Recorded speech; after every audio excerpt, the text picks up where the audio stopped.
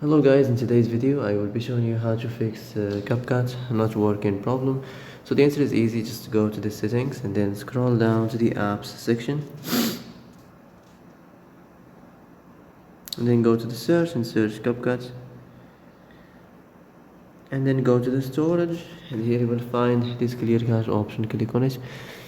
Now you can go check it if it worked, and if it didn't you can try to restart your phone or turn the Wi-Fi off and on, or the Bluetooth or the airplane mode.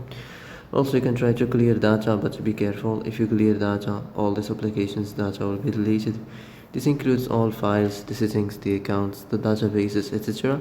So be careful if you want to clear your data. And that's it for today's video. I hope this is the answer you've been looking for. If you like this video, don't forget to like and subscribe, and see you in the next video. Thanks for watching.